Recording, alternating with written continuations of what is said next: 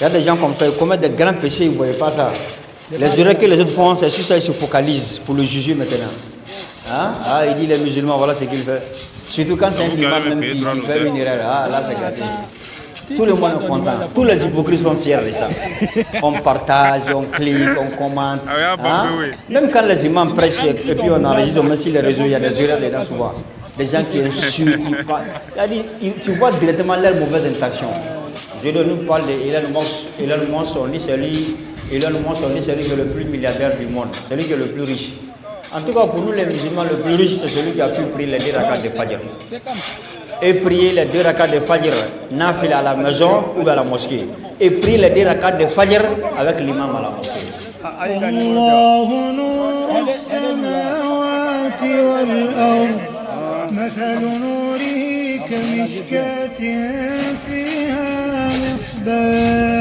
Si on veut partager le monde, on dit non, il y a des gens qui méritent de vivre, il y a des gens qui ne méritent pas de vivre. C'est pas normal. Ou on veut exclure Allah, il y a de la gestion de la terre. C'est Allah qui a créé la terre, le vent, tout. Vous-même qui décidez, c'est Allah qui vous a créé. Et on veut exclure Allah dans la gestion de son monde. On ne peut pas adorer, on ne peut pas gérer une nation sans une religion, ça ne peut pas se faire. Ceux qui ont fait ça arriver où? Ça ne peut pas avancer. C'est Allah qui a créé la terre. Les lois qui peuvent faire marcher la terre dans la paix, dans la stabilité, dans la quiétude, c'est Allah qui les maîtrise. Et tout a été dit dans le Coran. Mais nous on dit non, le Coran n'est pas compatible, le Coran n'est pas conforme. C'est nous-mêmes qui allons rédiger nos constitutions, c'est nous-mêmes qui allons rédiger nos lois. Et c'est sur ça qu'on va marcher. Oui, marchons sur ça, mais au finish, on va mourir. On va croiser Allah subhanahu wa ta'ala. Allah va nous demander tous sur le Qiyam pourquoi nous n'avons pas pratiqué l'islam, que tu sois musulman ou pas. Tout le monde va répondre à cette question. Allah nous donne la bonne compréhension. Allah dit wa asa an takrahu shay'an. Souvent vous aimez cette chose, wa huwa kurhun lakum. Alors wa asa an takrahu shay'an wa huwa khairun lakum. Souvent vous pouvez détester cette chose, mais c'est bon pour vous. Il y a des choses qu'on déteste, mais il y a notre bonheur dedans. Je prends l'exemple d'un enfant comme ça qui va à l'école. Il n'aime pas aller à l'école, c'est un paresseux, c'est un fainéant, manger, dormir, se reposer, se promener. Mais c'est ça, son bien dedans. C'est ce qu'il aime. Mais 10 ans après, 20 ans après, 30 ans après, quand il verra ses amis que leurs parents étaient durs avec eux, les forcer à aller à l'école, les obliger à étudier, ils sont devenus des grands cadres, des gens importants, pendant que lui est devenu un fainéant, il n'a rien, il ne sait rien faire. C'est en ce moment il va regretter. Là, hélas, c'est trop tard. Donc, ce n'est pas tout ce qu'on aime qu'on fait. C'est les résultats de nos actes qu'on doit regarder d'abord. J'aime cette chose-là, mais est-ce que c'est bon pour moi? Je n'aime pas cette chose-là, est-ce que c'est bon ou pas pour moi? Ça, on doit regarder. Alors, tantôt, vous détestez des choses, mais il y a vos bonheurs dedans. Il se peut que vous avez l'envie de détester certaines choses, parce que ça ne vous plaît pas, ça ne vous convient pas dans ce bas monde ou dans tes yeux, mais c'est dans ça qu'il y a ton bonheur. Même un homme, quand tu travailles souvent, tu es fatigué, tu as envie de rester à la maison dormir.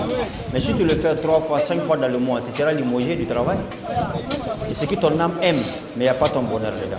Wasa an takrahu shay'an wa huwa khairun lakum. Wasa an tuhibbu shay'an wa huwa sharrun lakum. Tantôt, si vous aimez certaines choses, il n'y a pas votre bonheur. Souvent, vous n'aimez pas certaines choses, ce qui est plus bon pour vous. Wallahu ya'lamu wa antum la ta'lamun. C'est Allah qui le sait et vous ne le savez pas. Il y a des gens aussi qui ont des enfants qui ne désirent pas. Ah, j'ai pas souhaité avoir cet enfant, il met la pression sur la femme, il faut avorter, J'ai pas le moyen de nourrir les enfants, il y a déjà 5 ou il y a déjà 6. Tu me fais un 7e enfant, mon monsieur, il rappelle sortir ici. Je crois que c'est cet enfant qui sera la cause de ta richesse. C'est l'enfant qui va faire la fierté de la communauté, du pays même, pas ta famille seulement. Donc quand Allah donne, il faut prendre. Quand Allah dit qu'il fait certaines choses, il faut le faire. Si ça te plaît ou pas. Ramadan comme ça, on gère, ça ne nous plaît pas. Est-ce que Ramadan, ça nous plaît? Ça ne nous plaît pas. En toute franchise, ça ne nous plaît pas. Ça nous fatigue ici. Mais quand on a la foi, on va l'aimer parce qu'Allah l'a prescrit. Un vrai musulman, quand il rate un jour, une seconde de Ramadan, il est angoissé, il est en colère, il est découragé. Parce qu'il y a des vrais moments qui sont passés, il n'a pas pu adorer Allah. C'est l'amour, c'est la foi qui fait cela. Mais si ça tenait qu'à nous-mêmes, si Allah nous donne le choix de gêner ou pas, à 90% des musulmans ne vont pas gêner. Mais comme Allah nous l'a recommandé, à 100% des musulmans on gêne. peu, minimes sont ceux qui nous gênent. C'est ça l'islam. Même si on n'aime pas qu'Allah nous a prescrit, on doit accepter. Couper le sommeil, venir prier à Fajr. Hein? On n'aime pas, ça ne nous plaît pas. Mais on le fait respect pour Allah, c'est ce qui est bon pour nous. Rasul alayhi sallam dit raka'atel fajr khayrun min ad-dunya wa ma fiha. Les 2 rakats surrogatoires de la prière de Fajr est plus mieux aux yeux d'Allah en termes de mérite que ce bas monde et tout ce qui est dedans depuis que Allah l'a étalé jusqu'au jour où Allah va la ramasser. Les 2 rakats seulement. Je nous parle de Elon Musk. Elon Musk, on dit celui qui est le plus milliardaire du monde, celui qui est le plus riche. En tout cas, pour nous les musulmans, le plus riche, c'est celui qui a pu prier les 2 rakats de Fajr. Et prier les 2 rakats de Fajr, nafila à la maison ou à la mosquée. Et prier les 2 rakats de Fajr avec l'imam à la mosquée. Pour nous, en islam, le plus riche du monde, c'est celui qui a prié la prière de Fajr en Jama. La prière de Fajr du jour de vendredi en Jama, qui est la meilleure prière de la semaine. La prière de Fajr du jour de vendredi. Pour nous les musulmans, le plus riche, c'est celui qui arrive à prier 2, 4, 6, 8 rakats tous les jours, entre 8h jusqu'à midi. À partir de 7h, 7h30, 8h jusqu'à midi, rakat et duha, khayrun min ad-dunya wa ma fiha. Pour nous les musulmans, celui qui est le plus riche, c'est celui qui arrive à dire la ilaha illallah, ou bien astaghfirullah, ou bien subhanallah, walhamdulillah, wa la ilaha illallah. Un zikr, même une seule fois dans la journée, il est le plus riche de ce moment. C'est la richesse spirituelle qui compte, ce n'est pas la richesse matérielle. Allah dit, vous aimez certaines choses qui ne sont pas bonnes pour vous. Et il y en a qui sont bons pour vous, mais vous n'aimez pas aussi. Vous ne savez pas, c'est Allah qui le sait. Donc contentez-vous de pratiquer ce qu'Allah vous a recommandé de le faire. C'est ça un vrai musulman. Quand Allah tranche, le prophète alayhi sallam tranche, il n'y a plus de choix à faire en gros. Je le fais parce qu'Allah l'a recommandé. Je le fais parce que le prophète alayhi sallam l'a pratiqué. Ou bien il l'a dit, ou bien il l'a recommandé. Ou bien ils l'ont fait devant lui et il l'acceptait. Même s'il n'a pas fait, il n'a pas dit. C'est ça la sunna du prophète alayhi sallam. Allah dit Yas'alunaka 'ani ash-shahr al-haram qitalin fihi. Ils vont t'interroger si c'est permis en islam de combattre dans les mois sacrés. Nous avons 4 mois sacrés. 3 mois collés et 1 mois séparé des 3 autres. Le premier mois sacré, c'est le mois de Muharram. Le premier mois. Deuxième, c'est le mois de Rajab, 7e mois. Troisième, c'est le 11e mois de Zilqa'ada.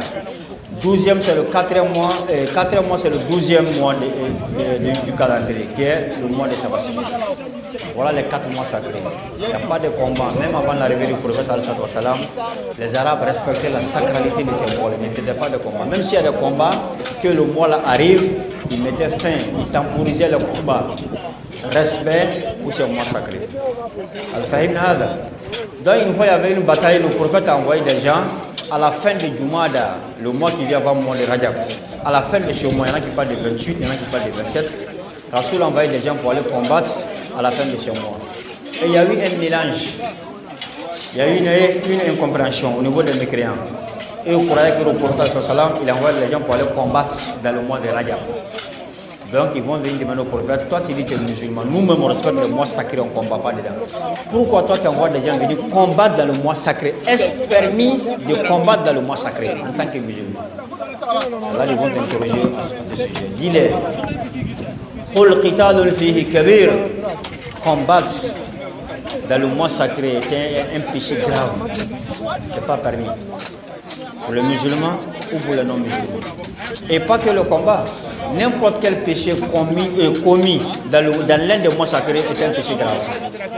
Celui qui ment avant un mois sacré et celui qui ment dans un mois sacré, ce n'est pas le même niveau de péché. Ce n'est pas le même poids de péché. Tu as violé la sacralité du mois, tu auras un péché de puissance.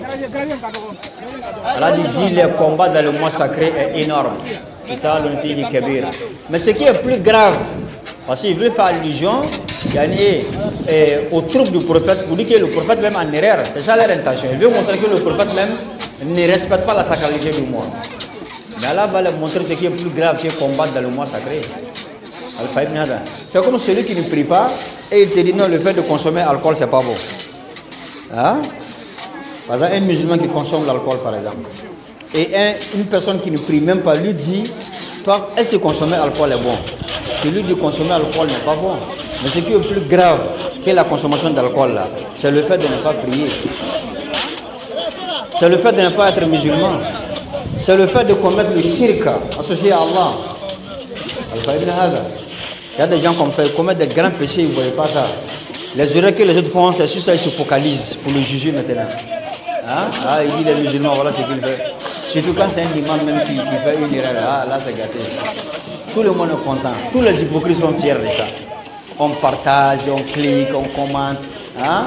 Même quand les imams prêchent et puis on enregistre, même sur les réseaux, il y a des erreurs dedans souvent. Des gens qui insultent, qui parlent. C'est-à-dire, tu vois directement leurs mauvaises intentions. Les imams ne sont pas des anges. Les ulémas ne sont pas des anges. Ils sont pas yani. Allah ne les a pas mis à l'écart du péché. Non. Ils sont comme vous. C'est la même chose. Moi et toi, nous sommes la même chose. La différence, c'est la science. C'est tout. Donc, un imam, il peut connaître, mais tomber dans l'erreur. Et le shaitan, le diable, il est plus derrière les imams que les non-imams aussi. Plus derrière les ousages que les non-ousages. Donc, aidez vos ousages, vos imams à résister sur le droit chemin. Aidez-les. Ah, imam, ce que tu fais vraiment, c'est pas bon, tu ne parles de toi, tout c'est fini. Mais si toi, tu viens filmer, enregistrer, merci le réseau. Éloignez-vous de cela, on ne salue pas les uns les autres, qu'ils soient imams ou pas. Respectez tous les autres. Quand quelqu'un est en erreur, on le conseille de quitter. Et on prie droit, on fait droit pour lui, on prie Allah de le guider. Allah un tel, il a une erreur, Allah guide-le. Comme ça, là même tu maintiens. Mais si tu prends plaisir du coup dans les erreurs des autres, tu seras éprouvé. Comme les ulama le disent, وجدنا أقواما ما كان لهم عيوبا فذكروا للناس عيوبا فجعل الله لهم عيوبا وأدركنا أقواما كانت لهم عيوبا فسكتوا عن عيوب الناس فأسكت الله الناس عن عيوبهم. Les ulama qui disent cela, ils disent ils ont vécu dans une époque où il y avait des gens qui n'avaient pas de défauts. Des gens qui n'avaient pas de défauts. C'est bien. Mais leur problème, ils parlaient des défauts des gens. Et Allah a enlevé des défauts en eux aussi. Il y avait des gens aussi qui avaient des défauts, hein, mais ils ne parlaient jamais des défauts des autres. Allah les a protégés aussi. Donc Allah nous protège. Ce que tu ne veux pas qu'on dise sur toi, ne le dis pas sur les autres. Allah nous donne la bonne compréhension. Allah dit, dis-les, ce qui est plus grave, ce qui est énorme en péché, c'est le fait d'un péché s'interposer entre les musulmans et la religion. Vous les Arabes de la Mecque là, vous empêchez les Mecquois de rejoindre le prophète à Médine pour pratiquer l'islam par méchanceté. Et c'est vous qui venez parler de combat dans le mois sacré. Parce que le prophète a envoyé des gens dans le mois sacré, alors que ce n'est même pas le mois sacré même. C'était le mois avant, les derniers jours du mois d'Al-Akhir, avant le mois sacré. Non seulement vous êtes trompés, le prophète n'a pas fait ce que vous prétendez, et encore ce que vous faites même plus grave que ce que vous accusez le prophète avec. Allah dit le fait d'empêcher les gens d'aller pratiquer leur religion, là, de manifester leur foi en vis-à-vis du prophète salam, pour Allah, le fait de les empêcher est plus grave, énorme aux yeux d'Allah que de combattre dans un mois sacré. Vous empêchez les musulmans à aller rejoindre le prophète à la Mecque.